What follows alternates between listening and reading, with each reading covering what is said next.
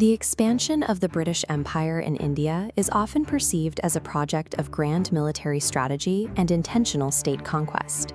This occupation actually functioned as a corporate monopoly, strictly managed by legal charters that dictated the company's behavior on the ground. Between 1600 and 1774, a sequence of royal charters mutated the East India Company's legal source code. This is from corporation to crown. These legal shifts moved the EIC from a private mercantile firm toward a quasi-sovereign entity capable of administering an imperial judicial system. We can trace this transformation through 5 specific instruments: the charters of 1600, 1661, 1726, 1753, and the 1774 Regulating Act. Tracking the precise jurisdictional mechanisms within these documents reveals the construction of the Anglo-Indian legal framework. The process began with the 1600 Royal Charter, which formally established the company's existence and operating hierarchy. To manage its many members, a general court was empowered to appoint a leadership board consisting of 1 governor and 21 directors. The laws created by this board were internal corporate regulations designed to manage employees, not citizens. The British Crown explicitly withheld the power of life and death from this private trading entity. By denying the EIC the authority to issue the death penalty, the Crown ensured that supreme sovereign power remained outside the company's reach. In 1600, the EIC was a strictly commercial enterprise, tethered by English constitutional law. By the 1660s, a rapidly expanding company required a broader mandate to hold its trading ports. King Charles II addressed these needs during the Restoration era by strengthening the company's internal authority. The 1661 Charter served as the legal vehicle for this expansion of power. This document granted the company the power to punish any white man who committed a crime within their physical jurisdiction. This clause moved the company's legal reach beyond its own employees, applying it to any English subject in the vicinity. The 1661 Charter transformed corporate administrative policy into a form of territorial judicial authority. By 1726, the company was forced to manage the growing populations of its major port cities. These presidency towns were scattered across the subcontinent, from Bombay to Madras and Calcutta.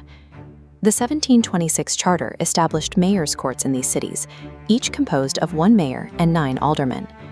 Initially, these courts focused on the European population living within the company's white towns. The 1753 amendment attempted to scale this legal apparatus to meet demands of a larger territory. This amendment extended the court's jurisdiction to every part of the continent and every subject reached. This massive overreach pushed local Indian populations into a corporate legal system designed for Europeans. Conflict erupted immediately over whether English law, Hindu law, or Muslim law should prevail. By forcing a corporate mandate onto a complex society, the company broke its own legal system and created a permanent crisis of authority.